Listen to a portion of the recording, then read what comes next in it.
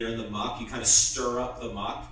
Well, you can stir up a lot of muck with that master cleanse, and that muck ain't exactly like alkaline substances.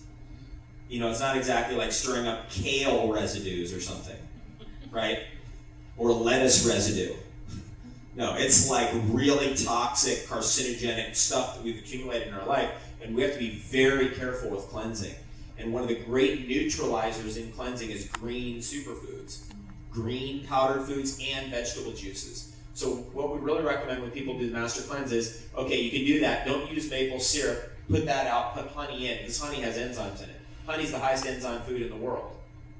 How many people knew that? I mean, honey's #1 in enzymes, period, out of anything in Mother Nature. So you put that in there because the enzyme process helps to break down and break everything up. Put a little Celtic sea salt in there so you get some salts in your diet so you don't go into low blood pressure, which can happen when you're cleansing. And then you get some vegetable juice in on the other half of the day, a celery-based juice of some sort, maybe celery parsley, celery cucumber parsley, celery lemon cucumber parsley, something like that. And then that way you kind of buffer the acidity, because vegetables buffer acidity, and herbs buffer acidity, and green superfoods buffer acidity. So you can, on the second half of that day, use some of those things. Green powders are excellent in water. Just green powdered superfoods, throw it in the water, stir it up, and drink that. And you have a buffer so you don't actually hurt yourself when you're detoxifying yourself.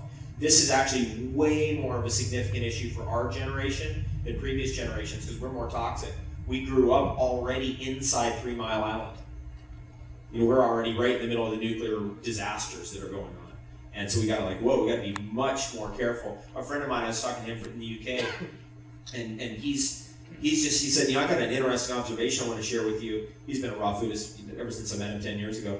And he said, I got an interesting observation I want to share with you, and that is people who were raised and actually built their tissues up and were completely in adulthood before World War II are actually much stronger over here than people who were born after World War II.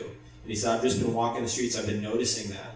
And that's true. That's true, because especially in England, I mean, you think we're an environmental problem over here? We ain't even, I mean, they're 60 years ahead of us at least in trouble.